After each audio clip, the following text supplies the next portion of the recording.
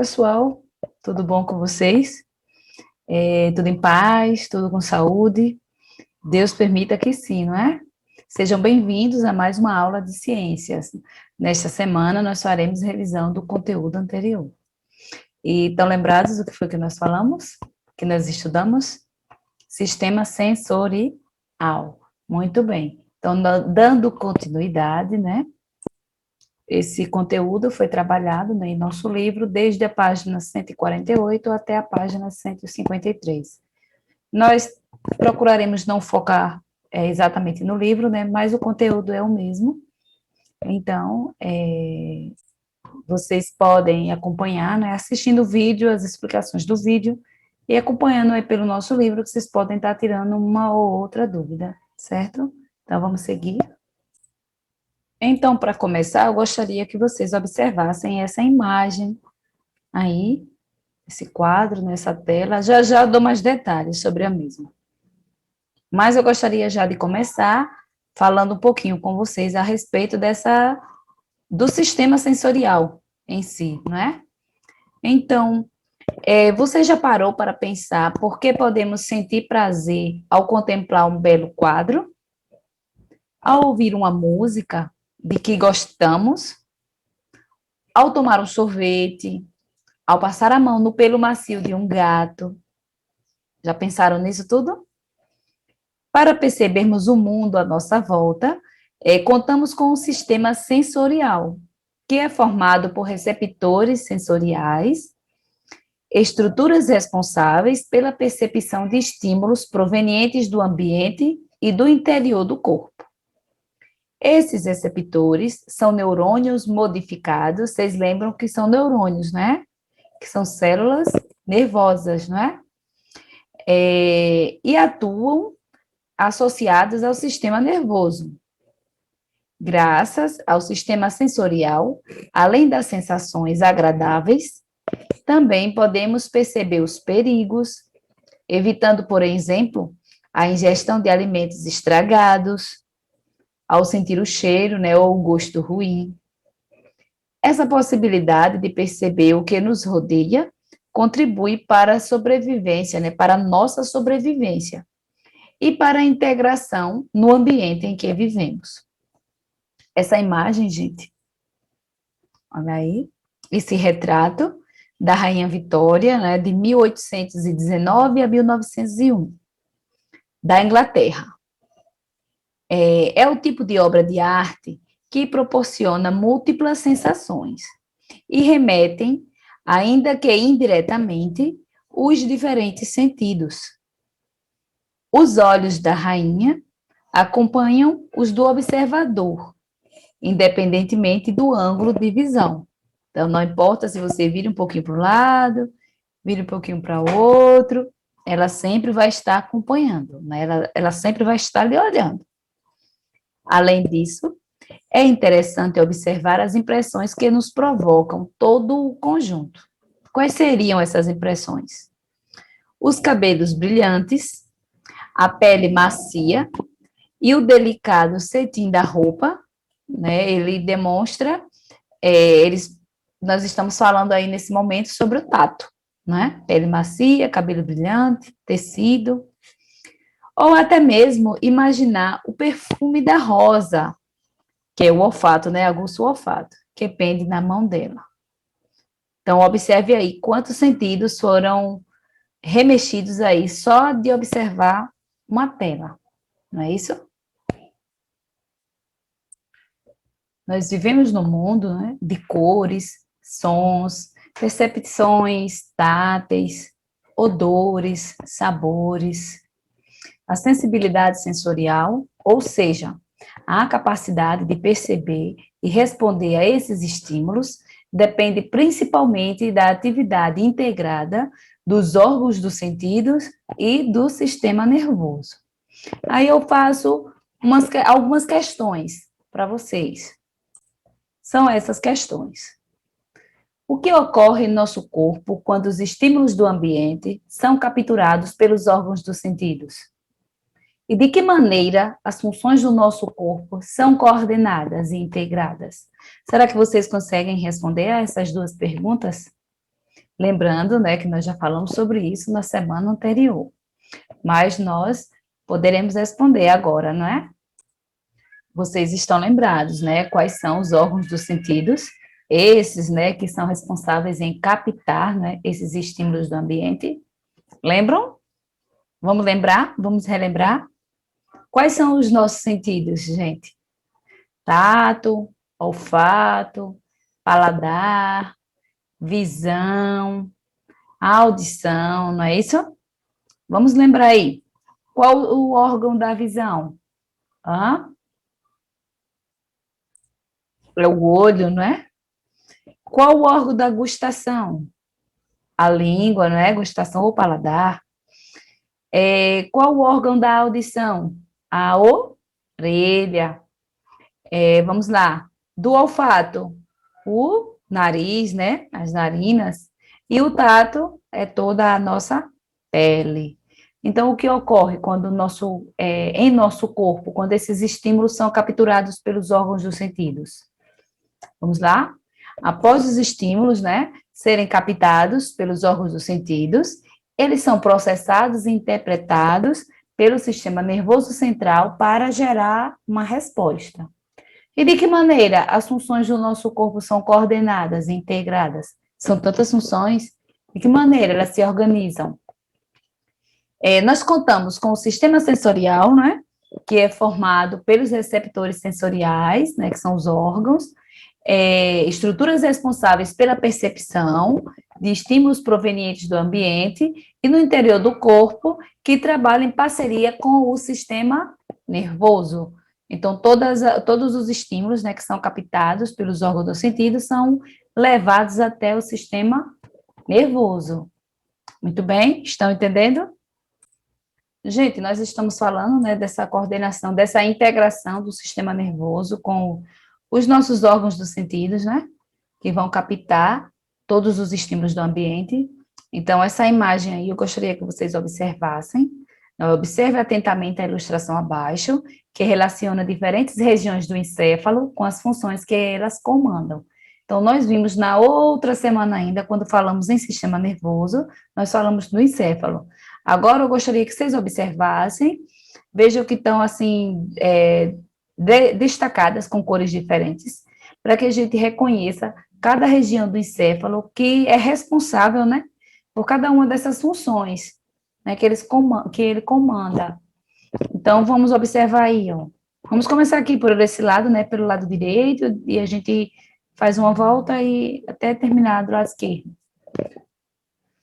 Reconhecendo aí o nosso cérebro, né, o encéfalo, olha aí, reconhecimento dos objetos. Essa área aqui, que já está marcada, né, delimitada aí numa cor lilás. A gustação, olha aqui, a que área corresponde. A linguagem, interpretação da escrita, área visual, o cerebelo, né, que é o equilíbrio e movimentos que exigem precisão, olha aqui. O tronco encefálico, que é a respiração, batimento cardíaco, salivação e tosse, olha aí.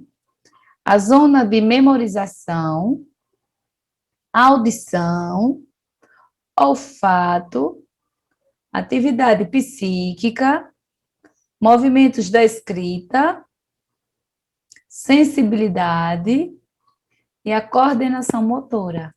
Então, observem que todas essas funções, né, têm regiões diferentes do encéfalo. São regiões diferentes. Cada uma faz o controle, né, da sua determinada função. Tá dando para entender? Agora vamos acompanhar esse novo texto aí, explorando os sentidos. Era um dia chuvoso e Juliana estava na casa da avó com os primos. Todos estavam entediados porque não podiam brincar no quintal e não tinham o que fazer em casa. Juliana então teve a ideia de realizar uma brincadeira que tinha aprendido em um chá de cozinha. Recolheu alguns quitutes e sucos que sobraram do lanche, alguns objetos e propôs um desafio aos primos. Que desafio foi esse? De olhos vendados, eles deveriam provar as comidas e descobrir que alimento estavam experimentando. A primeira a brincar foi Mariana. Ela cheirava e provava. Que cheiro bom! Que delícia! Me parece que é um quindim, especialidade da tia Isaura. O doce é dela. Acertei?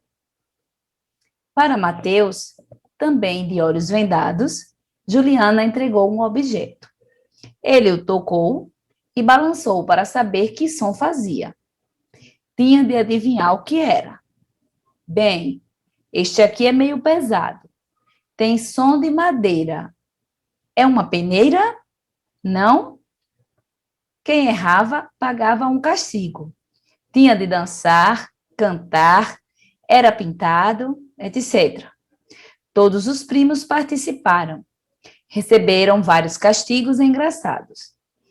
Divertiram-se à beça e nem perceberam que a chuva havia parado.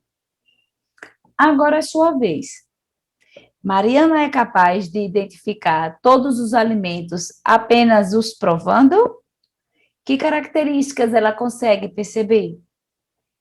Então, gente, será que ela consegue identificar todos os alimentos apenas provando? Será que ela consegue usar outro sentido também aí para identificar? O que é que vocês acham? Mariana pode apresentar um pouco de dificuldade no reconhecimento, pois está utilizando apenas dois órgãos sensoriais, né? Que é a língua e o nariz.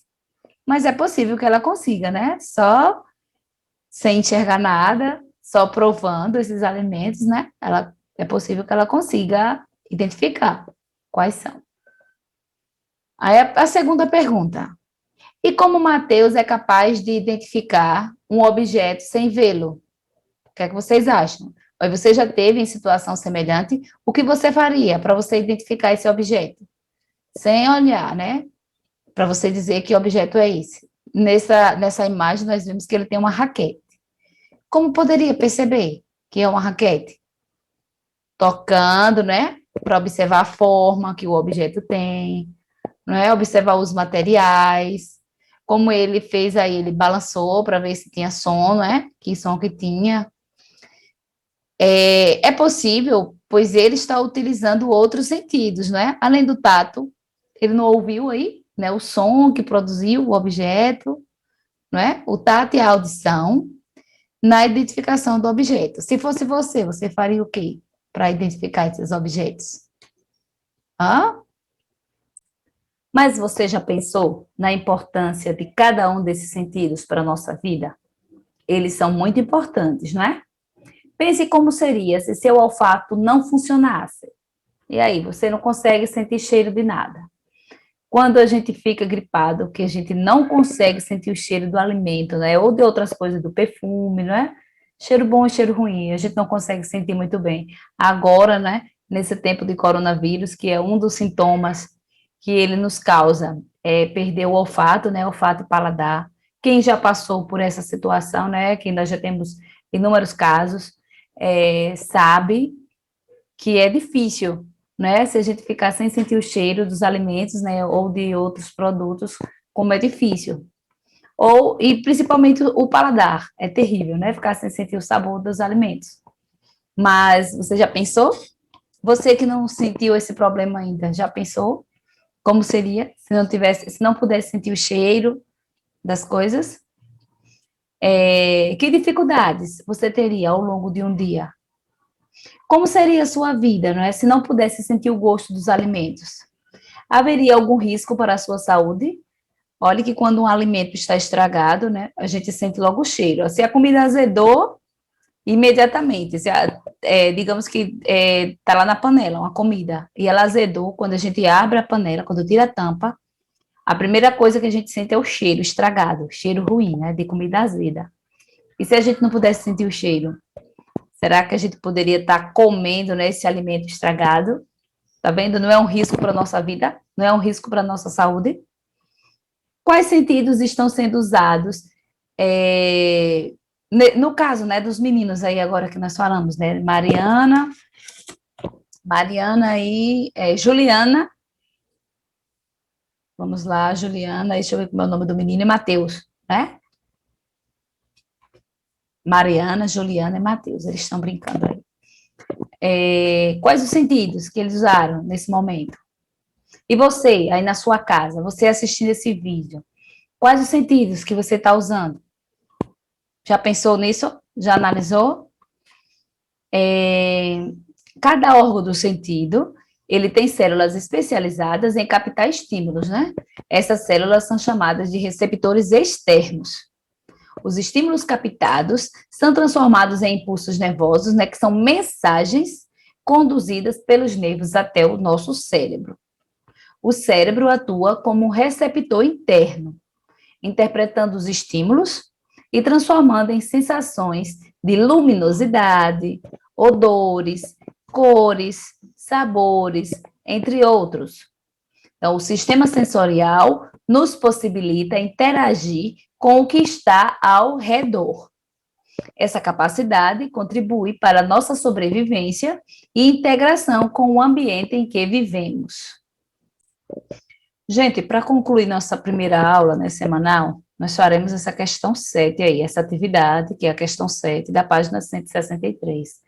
Vocês lembram que no sistema sensorial, né, nós focamos especificamente na visão, mas lembram também que eu orientei que vocês fizessem a leitura dos demais órgãos, né, para vocês não ficarem à parte, para que tivessem contato, né, com esse material, já que nesse momento, né, nós estamos meio limitados, né, não temos tempo, não temos como aprofundar tantos conteúdos, o que poderíamos fazer se estivéssemos na escola.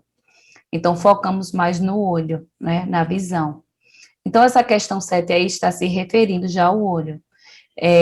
Na próxima aula, né, que será a segunda e terceira aula, nós focaremos mais ainda no olho. Mas já vamos começar ainda na primeira a responder essa questão aí, a questão 7.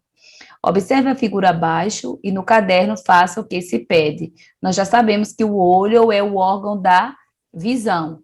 Na aula anterior, né, semana passada, nós vimos a estrutura, né, as estruturas que formam o olho humano, vimos aí onde é formada a imagem, os problemas de visão, né? Nós vimos várias coisas. E aí agora nós vamos dar uma remexida aí nesse assunto, certo? Na estrutura do olho. Observe que elas estão numeradas, né? Tem de 1 a 8. Na legenda está escrito o esquema do olho humano, visto em corte em visão lateral. O nervo óptico que conecta o olho ao cérebro foi parcialmente representado, que é aqui o número 8, né? Lembra que nós vimos que tem uma doença lá que destrói esse nervo, né? E a pessoa acaba perdendo a visão. Então, vamos responder as questões. Na letra A, em que região do olho são formadas imagens? De todas essas estruturas aí, o que nós podemos dizer, gente? Em que região do olho é formada a imagem? Na retina. Então, vocês podem responder aí, na retina. A retina é essa do número 7, certo? Lembra que a imagem aparece por aqui, invertida, né? E ela acaba se formando aqui atrás. Aí a letra B. Qual estrutura envia mensagens ao cérebro? Então, as mensagens que saem daqui do olho vai para o cérebro. Aqui no textinho já dá para ver. O nervo óptico que conecta o olho ao cérebro. Então, vai ser a resposta, o nervo óptico, que é a 8. A letra C. Qual estrutura regula a quantidade de luz que penetra nos olhos? Lembram que tem uma estrutura que ela aumenta ou diminui conforme a luminosidade do ambiente. Qual o nome dessa estrutura?